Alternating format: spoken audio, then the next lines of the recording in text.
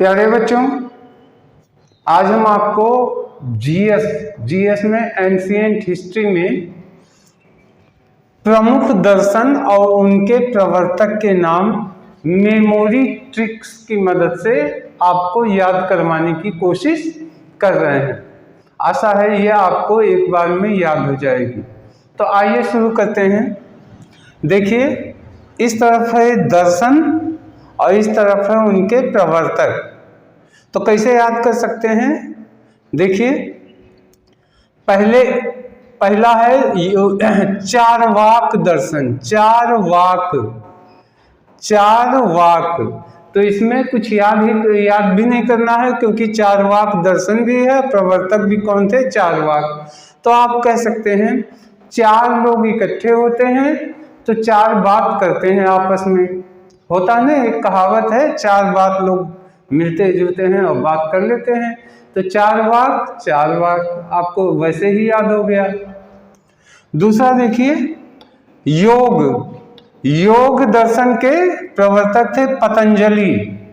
अब इनको कैसे याद कर सकते हैं? देखिए, बहुत आसान है याद करना।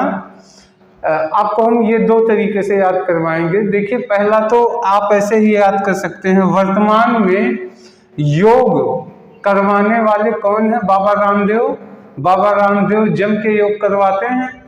तो बाबा रामदेव जो है, उनकी कंपनी क्या है? पतंजलि। आप पतंजलि का सामान खरीदते हैं ना, पतंजलि का सामान, बाबा रामदेव का सामान, और बाबा रामदेव क्या करते हैं? योग करवाते हैं। तो पतंजलि योग से जुड़ जाता है। या इसको दूसरे तरीके से याद कर सकते हैं। देखिए, एक और तरीका बता रहे हैं। देखिए, जो लोग योग नहीं करते हैं उनको क्या करना चाहिए? पतंज लिखा है ना, तो इसको कर लीजिए पतंग। जो लोग योग ना करते हो उन्हें क्या करना चाहिए? पतंग उड़ाना चाहिए।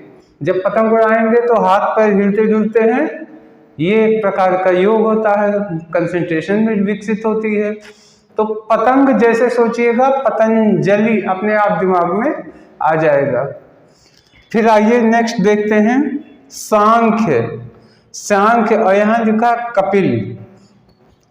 तो देखिए, इसको कैसे याद कर सकते हैं? मान लीजिए एक आश्रम है, आश्रम में बच्चे पढ़ते हैं। पुराने जमाने में बच्चे गुरुकुल के आश्रमों में पढ़ा करते थे। तो आश्रम में ढेर सारे बच्चे पढ़ाई कर रहे हैं।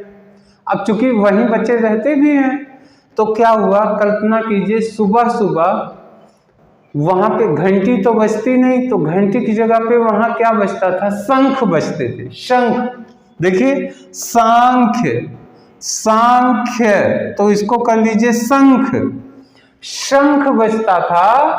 तो सारे बच्चे अपने अपने कप, देखिए कपिल लिखा है, कप तो कर लीजिए अपने अपने कप लेकर के चाय पीने चले आते थे। जब शंख बजता था तो सारे बच्चे क्या करते थे? कप लेके। तो कप जैसे कहिएगा, कपिल अपने आप याद आ जाएगा। इसको दूसरे तरीके से भी आप कर सकते हैं। देखिए, हमारे देश के बहुत बड़े खिलाड़ी थे, क्रिकेट खिलाड़ी कपिल देव।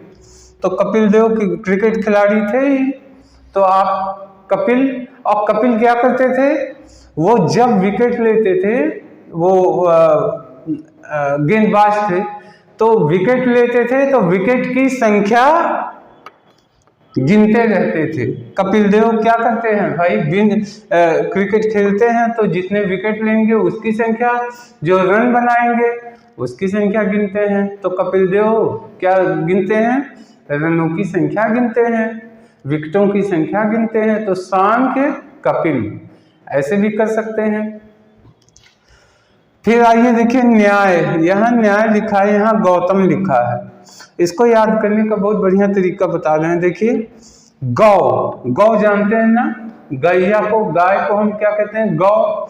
यहाँ तम लिखा है, अगर हम माँ इधर कर दें, ता इधर कर दें, तो हो गया गौ माता। तो कल्पना कीजिए, एक गौ माता थी, ठीक? वो क्या करती थी? एक पहाड़ पे जाके वहां बैठ जाती थी। और उस गांव के लोगों की जो भी विवाद होते थे, जो भी समस्याएं आती थीं, सब लोग उनके पास जाते थे और वो सबको न्याय करती थी, यानी वो फैसला सुनाती थी। तो फैसला सुनाते वाली, कल्पना कीजिए गैया बैठी हैं और सब लोग अपनी अपनी बात कहते हैं, फिर वो निर्णय दे रही हैं। तो गौ माता, अब गौ माता की कल्पना करेंगे तो गौतम अपने आप आ जाएंगे।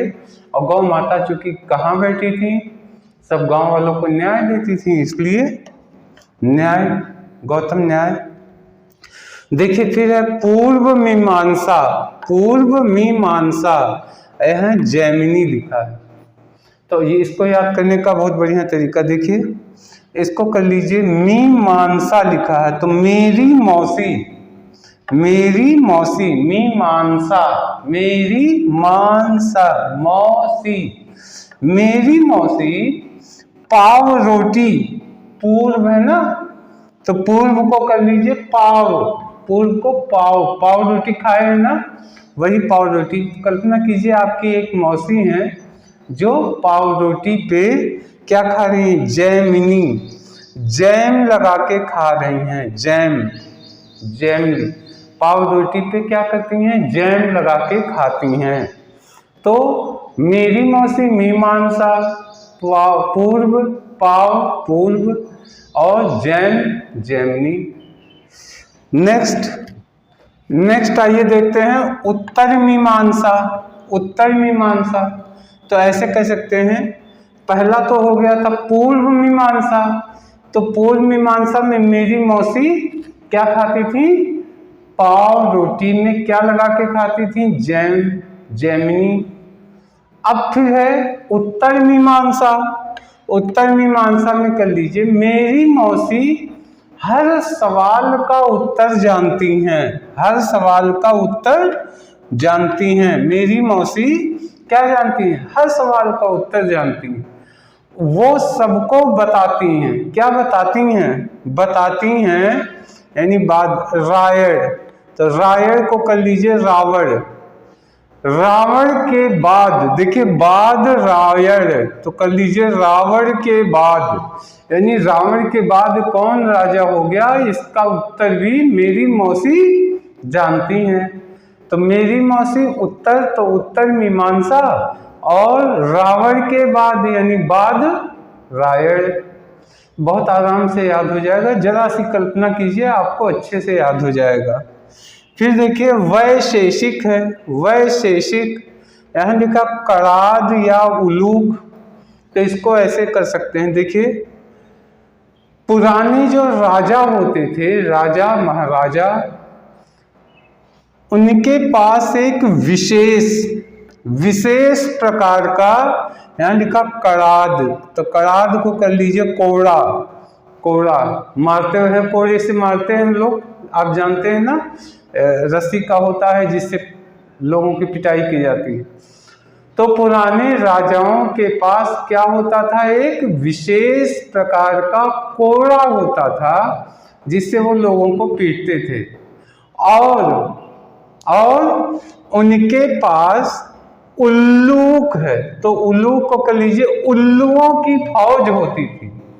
किसकी फौज होती थी, उल्लुओं की फौज होती थी, जिससे दुश्मन पे हमला करते थे।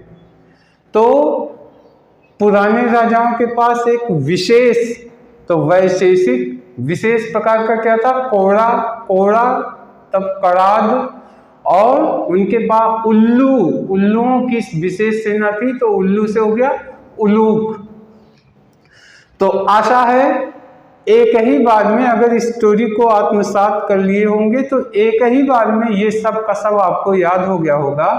तो इस वीडियो में इतना ही है, नेक्स्ट वीडियो में हम आगे भी कुछ लेके आएंगे, आपको याद करवाने की कोशिश करेंगे। तब तक के लिए धन्यवाद, नमस्कार।